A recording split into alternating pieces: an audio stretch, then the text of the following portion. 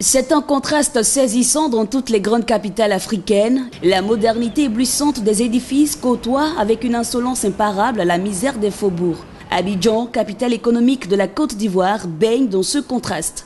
À côté du plateau, quartier administratif de la capitale, fleuron du chic ivoirien, peuvent se juxtaposer des quartiers précaires dans les zones résidentielles et populaires. Le quartier, c'est Gobelé, hein. C'est le quartier vraiment qui regorge plusieurs communautés, c'est-à-dire la CEDEAO. Comme William et Ouedraogo, ils sont des milliers de jeunes, vieux, à survivre dans ce quartier précaire qui tutoie les quartiers résidentiels de la commune de Cocody.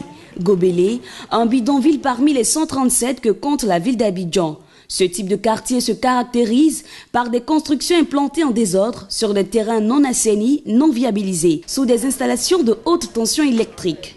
Ici, pour se loger, il vous faudra payer entre 8 000 francs et 15 000 francs pour les maisons d'une pièce. L'inaccessibilité aux services sociaux de base, centres de santé, établissements primaires et secondaires constitue un véritable casse-tête pour les résidents. Nos salaires avoisinent entre 35 000 et 45 000. Moi, personnellement, je suis père de 4 enfants. Ma maison me fait 17 000. De l'eau, je paie ça à 3 500. Le courant à 3 500. Moins les 45 000, vous voyez que je ne peux rien économiser. Quand je vais acheter un sac de riz de 25 kg à 11 000 ou 10 900, vous voyez qu'il n'y a plus rien, on ne peut plus manger. Le quartier Gobelé sauve en tout cas beaucoup de travailleurs. Bon, c'est un quartier qui n'est pas viabilisé, mais c'est pour cela que le coût des maisons est moindre. Donc si aujourd'hui on souhaite que en tout cas ce quartier-là disparaisse, c'est dit qu'il n'y aurait pas de travailleurs pour ces grands qui se disent d'une bonne vie. Parce que les salaires qu'ils proposent ne pourraient pas permettre à ces gens-là de travailler pour eux. Donc c'est une complémentarité entre le bas quartier et le quartier UP. On a un problème d'assainissement, c'est-à-dire le courant même, on a problème. L'eau, on a problème. Vraiment, les maisons aussi, c'est difficile. C'est très bas, on dort dedans avec beaucoup de chaleur. S'accommodant de la faiblesse de leurs revenus et des formes d'exclusion dans les domaines sociaux, quelques personnes vivant dans ces quartiers se complaisent dans cette situation. On n'a pas de problème ici. Les problèmes que nous on a, dès que on vient, ils vont casser Gobelé. Gobelé, l'eau vient, ça prend nos enfants, ça fait comme ça. Depuis que je suis venue ici, jeune fille, voilà, je suis devenue vieille aujourd'hui, tu me vois bien. Il n'y a rien. Il n'y a pas de problème, et c'est à côté des trous. Trous là, tu vois, là, on est ici, c'est longtemps. On était là, c'était comme ça. Aujourd'hui, c'est profond. C'est ce qu'on prend pour construire nos maisons. Ça ne nous tue pas.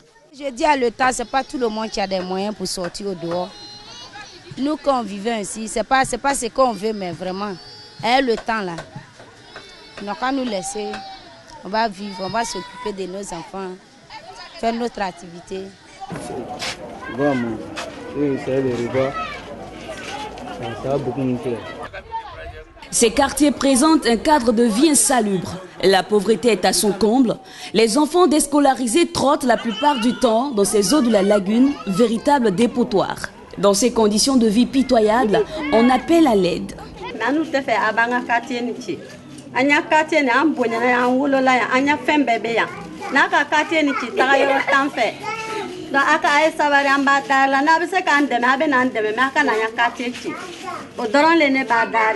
Du jour au jour, on nous apprend qu'ils vont casser le quartier. Tantôt, on rentre avec des bulldozers pour déguerpir des gens. Donc, à tout moment, ce sont des tracasseries. Tu dors souvent, tu es au service, ta femme t'appelle. Non, ils sont venus avec des caterpillars pour casser le quartier. Mais si vous cassez le quartier, nous autres, nous allons aller où? Si l'État veut nous aider là, il n'a qu'à venir mettre l'hôpital ici pour nous. L'hôpital là, s'il a installé ça, moi devant on s'en va là, on ne monte pas sur colline. Tu es un malade grave, il faut que tu appelles tes voisins, ils vont t'aider, vous allez se lever pour aller. Ça aussi, on a besoin d'hôpital. C'est l'hôpital seulement on a besoin ici. Avec bonne école, on n'a pas moyen pour payer l'école de nos enfants. Le paysage qu'offre Gobelé ne diffère pas de celui de Boribana, un autre quartier précaire dans la commune d'Atekoubé. C'est le prolongement du port qui est là, le port d'Abidjan. Donc, comme le site n'a pas été utilisé par l'État, donc nos parents sont venus habiter ici. C'était les ouvriers du port. Et donc, depuis cela, donc, ma soeur a fait des cabanes. Et après, c'est devenu un dur. Et depuis là, le quartier a évolué. Quand nous sommes venus, on nous dit qu'il y a le 3e pont ou bien 5e pont qui va passer. On nous a parlé de ça. On nous a bien dit ça. On dit qu'il y a le pont qui va passer de ces points. On dit d'accord. Nous aussi, on va se mettre à côté. Si le temps est arrivé, si vous nous êtes trouvés aussi, on saura comment faire. Si à Gobélé, le problème d'électricité est encore sans réelle issue, à Boribana, par contre, l'État ivoirien a réagi. Fin 2013, l'État a décidé de nous octroyer de l'électricité. Donc, sans cela, vous voyez ces niches-là, il y en a plusieurs. Et les compteurs sont à l'intérieur de ces niches. Et on tire les fils pour entrer dans le quartier.